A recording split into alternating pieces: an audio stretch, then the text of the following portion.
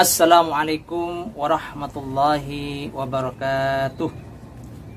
Bismillahirrahmanirrahim. Walhamdulillah wassalatu wassalamu ala Rasulillah wa ala alihi wa ashabihi wa mawalah. Wala haula wala quwata illa billah. Amma ba'd. Kaum muslimin, para pecinta ilmu dan pecinta kebaikan yang dirahmati oleh Allah Subhanahu wa taala, kita berjumpa di kajian online Jatah Ngaji bersama Majelis Tabligh Muhammadiyah wilayah Jawa Tengah. Dan alhamdulillah kali ini saya dari Majelis Tabligh PDM Kota Surakarta bisa bersilaturahim secara virtual dengan kaum muslimin yang berbahagia melalui kajian kali ini.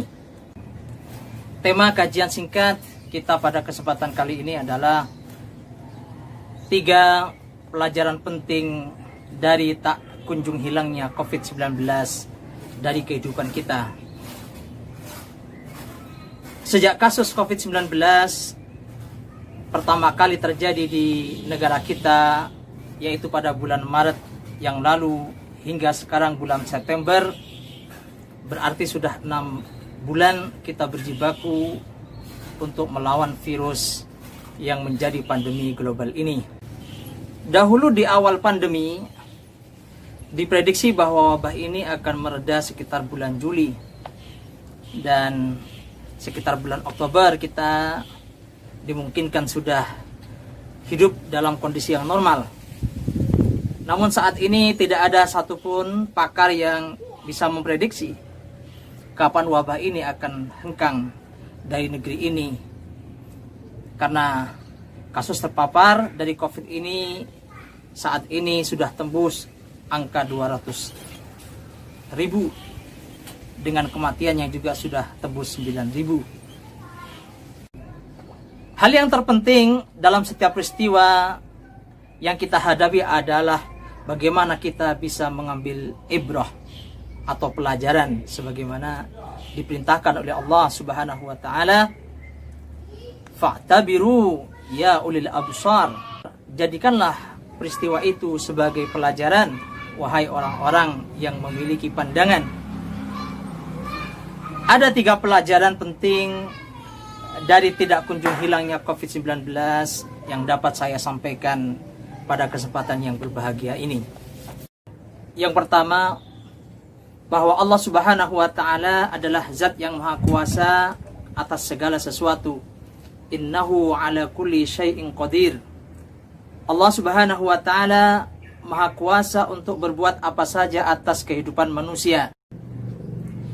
Oleh karena itu, ketika manusia tidak menselaraskan diri dengan aturan dan sunnatullah, maka jangankan hanya menimpakan musibah, membinasakan manusia seluruhnya pun mudah bagi Allah Subhanahu wa taala. Allah Subhanahu wa taala telah menampilkan dalam Al-Qur'an kisah-kisah umat atau bangsa yang dibinasakan oleh Allah Subhanahu wa taala, agar kita dapat mengambil pelajaran dari kisah-kisah tersebut. Di luar kisah-kisah yang ditampilkan oleh Allah Subhanahu wa taala di dalam Al-Qur'an, kita mengetahui dan mengakui sebagai fakta sejarah adanya bangsa-bangsa besar, imperium-imperium besar dalam sejarah yang dulu berdiri kokoh, tetapi kini sirna tinggal sejarah, seperti Imperium Persia dan Romawi misalnya. Bahkan dalam kehidupan modern, banyak negara di abad ke-21 ini yang dulu tidak diperkirakan akan runtuh, tetapi sekarang negara itu runtuh sirna dan tinggal sejarahnya. Uni Soviet misalnya, kemudian ada Yugoslavia, ada Cekoslovakia, ada juga Jerman Timur, dan bahkan juga ada dari Imperium Islam, yaitu Imperium Ottoman atau Utsmani. Oleh karena itu, kita sebagai bangsa Indonesia perlu mewaspadai lenyapnya bangsa kita kalau kita tidak pandai-pandai di dalam menjaga nikmat keberadaan bangsa ini. Teriakan NKRI harga mati tentu tidak akan ada maknanya kalau kita tidak berkontribusi nyata dalam pembangunan. Dan yang tidak kalah penting, bahkan ini sangat penting sekali, bagaimana kita mensyukuri keberadaan bangsa ini, mensyukuri berdirinya NKRI ini dengan menghadirkan keberkahan dalam kehidupan kita sebagai individu maupun sebagai bangsa. Kemudian pelajaran yang kedua, bahwa dalam menghadapi segala permasalahan hidup, hendaknya kita menggunakan dua pendekatan, yaitu pendekatan lahiriah, rasional, dan pendekatan batiniah, rohaniah atau batiniah spiritual. Tentang pendekatan rohaniah sangat jelas dalam Al-Quran. Allah Subhanahu wa Ta'ala misalnya berfirman, A'udzu billahi minasyaitonir rajim, wasta'inu bisabri wassalah wa innaha lakabiratun illa 'alal khashi'in. Dan jadikanlah sabar dan salat sebagai penolong kalian. Sesungguhnya hal itu amat berat kecuali bagi orang-orang yang khusyuk. Di sini Allah Subhanahu wa Ta'ala memerintahkan kita agar menjadikan salat yang merupakan ibadah vertikal kepada Allah Subhanahu wa Ta'ala, yang merupakan mi'raj orang-orang beriman untuk bermunajat kepada Allah Subhanahu wa Ta'ala, agar salat dan juga sabar dijadikan sebagai penolong dalam kita menghadapi berbagai permasalahan dalam kehidupan. Oleh karena itu Nabi Muhammad SAW, karena beliau adalah utusan Allah yang mendapat amanah yang berat, yaitu amanah risalah, amanah dakwah menghadapi berbagai tantangan, maka Allah Subhanahu wa Ta'ala menguatkan ruhaniyah Nabi dengan kewajiban salat qiyamul lail atau salat tahajud yang diwajibkan kepada Rasulullah meskipun tidak diwajibkan kepada umat beliau. Di dalam sejarah kita mengenal banyak pemimpin besar yang memiliki kebiasaan beribadah tertentu yang luar biasa, seperti puasa sunnah maupun qiyamul lail atau salat tahajud. Seperti sang penakluk Eropa, sang penakluk Konstantinopel Muhammad Al-Fatih, yang telah menjadi panglima besar ketika berusia 21 tahun, usia yang sungguh sangat belia sebagai seorang panglima besar. Dan di balik kesuksesan itu ternyata ada kekuatan yang luar biasa yang dimiliki oleh seorang panglima, yang dimiliki oleh panglima besar Al-Fatih, yaitu kekuatan rohaniyah, karena beliau dikenal sebagai seorang yang ahli qiyamul lail atau ahli salat tahajud. Adapun pendekatan lahiriah rasional, hal itu kita lakukan dengan mengikuti tuntunan dari ilmu pengetahuan. Dalam menghadapi pandemi COVID-19 ini misalnya, maka kita tidak cukup hanya menggantung diri kepada keajaiban Allah Subhanahu wa Ta'ala, karena memang Allah tidak menghendaki demikian. Kita harus mengikuti pula apa yang menjadi panduan dari perkembangan ilmu pengetahuan, apa yang menjadi saran-saran dari para ahli di bidang pandemi, di bidang wabah. Dan Allah Subhanahu wa Ta'ala memerintahkan kita untuk berikhtiar secara lahiriah, secara rasional.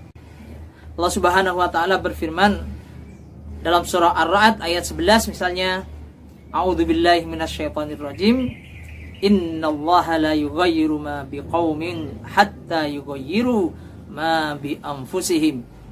Sungguhnya Allah Subhanahu wa Ta'ala tidak akan merubah nasib yang menimpa suatu kaum sehingga kaum itu mau mengubah nasib mereka sendiri. Ini artinya Allah memerintahkan ikhtiar sesuai dengan hukum sebab akibat. Karena dalam kehidupan ini Allah telah meletakkan sunatullah, yaitu berupa hukum sebab akibat. Kemudian ketika Nabi Muhammad SAW dan para sahabat perang misalnya, Allah Subhanahu wa Ta'ala tidak hanya memerintahkan agar Nabi mendekatkan diri pada Allah dengan memperbanyak salat, dengan memperbanyak puasa, tidak. Tapi Allah Subhanahu wa Ta'ala juga memerintahkan agar Nabi menyiapkan kekuatan secara lahiriah, secara fisik. Wa a'iddu lahum mastata'tum. min quwwati wa ribatil khail. Kata Allah dalam surah Al-Anfal ayat 60. Ya, agar Nabi juga menyiapkan untuk menghadapi musuh-musuh Nabi dan para sahabat, musuh-musuh kaum muslimin, kekuatan yang oleh para ulama berdasarkan hadis dinyatakan min quwwatin, ini adalah kemampuan untuk memanah, jadi ketangkasan dalam berperang. Waribatil khair juga kuda-kuda yang terlatih. Turhibuna bihi aduwallah wa aduwakum, yang dengan kekuatan itu dapat menggetarkan, dapat membuat takut musuh-musuh Allah dan musuh-musuh kalian, orang-orang beriman. Ini jelas, meskipun seandainya Allah Subhanahu wa taala ingin menyelamatkan pasukan Islam dengan bala tentara yang tidak terlihat, dengan bantuan malaikat, itu bisa. Ya, meskipun kaum muslimin dalam keadaan yang tidak siap, tapi Allah tidak menghendaki demikian. Allah menghendaki kehidupan ini berjalan di atas sunnahnya, di atas sunnatullah.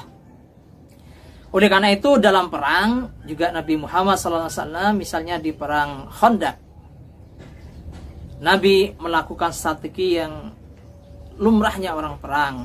Nabi membuat parit sebagai pertahanan, di mana strategi itu merupakan strategi baru dalam peperangan zaman jahiliyah, dan ide ini datang dari seorang sahabat, Salman Al-Farisi. Dan parit digali untuk menghalangi masuknya musuh dari luar kota Madinah. Ya, parit digali sepanjang 5 km lebih dengan lebar sekitar 4 meter lebih. Dan dengan itu terbukti bahwa strategi ini ampuh, sehingga pasukan Abu Sufyan ketika itu tidak bisa berbuat apa-apa. Kaum muslimin yang berbahagia dan dimuliakan oleh Allah Subhanahu wa taala, kemudian pelajaran yang ketiga dari pandemi yang tak kunjung usai ini adalah, melalui pandemi ini Allah Subhanahu wa taala mengajarkan kepada kita bagaimana kita semestinya memanfaatkan nikmat sehat dan nikmat sempat yang diberikan oleh Allah Subhanahu wa taala. Pandemi Covid ini banyak membatasi mobilisasi atau mobilitas dan aktivitas kita. Tidak hanya aktivitas dalam masalah dunia, tetapi juga aktivitas ibadah. Saat seperti inilah sangat terasa betapa nikmat sempat, betapa nikmat sehat yang diberikan oleh Allah Subhanahu wa taala sangatlah berharga. Manusia merasakan betapa besarnya nikmat sempat di saat kesempatan itu diambil oleh Allah Subhanahu wa taala. Demikian pula manusia merasakan betapa besarnya nikmat sehat di saat sehat itu diambil oleh Allah Subhanahu wa taala.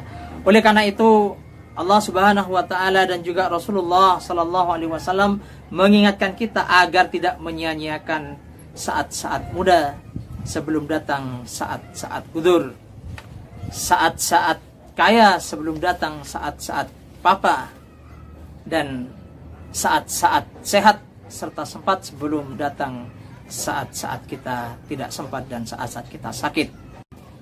Sungguh beruntung orang yang terbiasa memanfaatkan waktu-waktu hidupnya untuk bekerja dengan sungguh-sungguh dan beribadah dengan sungguh-sungguh dan istiqomah, sehingga saat datang musibah atau pandemi seperti ini, ia memiliki cukup bekal untuk menghadapinya. Dan di dalam ibadah pun Rasulullah SAW juga pernah bersabda dalam hadis yang diriwayatkan oleh Abi Musa Al-Asy'ari radhiyallahu an, qala Rasulullah sallallahu alaihi wasallam, idza maridal 'abdu aw safara kutiba lahu mislu ma kana ya'malu muqiman sahihan. Apabila seorang hamba itu sakit atau bepergian, dicatatlah untuknya pahala ketaatan seperti apa yang ia kerjakan di waktu ia sedang di rumah dan dalam keadaan sehat.